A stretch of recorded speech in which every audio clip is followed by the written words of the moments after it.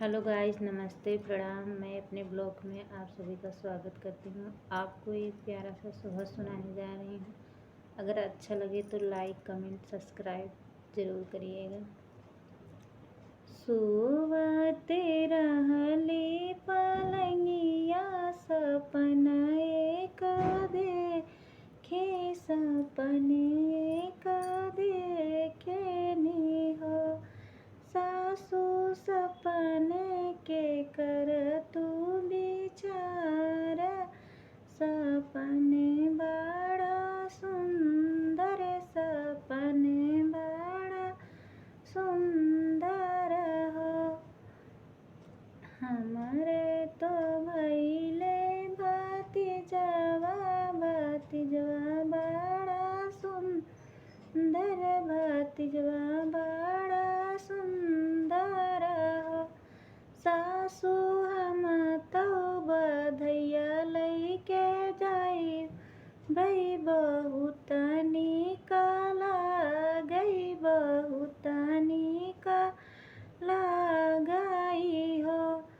अरे अरे सासू गोसाई तू मोरी ठाकुरा इने तू मोरी ठाकुराइनी हो सासू हाली बेगे डोलिया पनावा बधई लैके जा बधैया लैके जा हो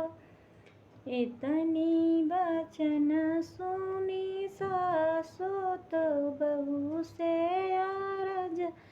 करई बहू से अरज करई हो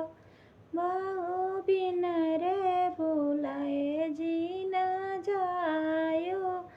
दर नाई हई हैया दर ही हई हई हो तुम्हें मोरी सासू से सासू तो ही गोसाइनी हो सासू हम जाबै अपने नाई हरवा भतीज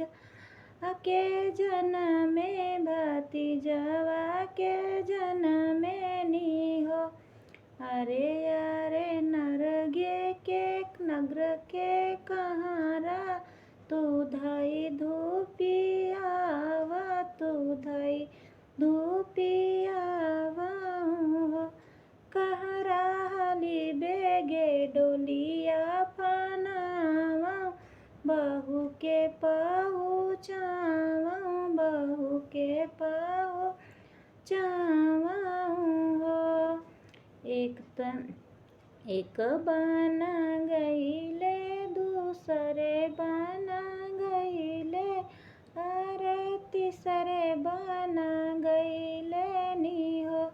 ननदी बैठे नाल खुली रतुली पलंगिया भतीजवा खेलावई भतीजवा खेलावई हो काऊ लैके आऊ ससुरवा से काऊ भतीजवा के ओ भतीजवा के हो ननदी काऊ तू ही लेबू विदैया भतीजवा के जनमे भतीजवा के जनमे नी हो पिसुआ बेसहानी ससुरवा से धनिया भतीजवा के हो भौजी चुनरी हमा लेबै विदैया भतीजवा के जनमे भतीजवा के जनमे नी हो नहीं देबै अपनी चुनरिया चुनरिया हमारी नैहर चुन हमारी नैहर हो नंदी ले न ले तू कंगना भतीजवा के जनमे भतीजवा के जनमे नी हो भौजी सासू मोरा हमका सामा जावई त हमार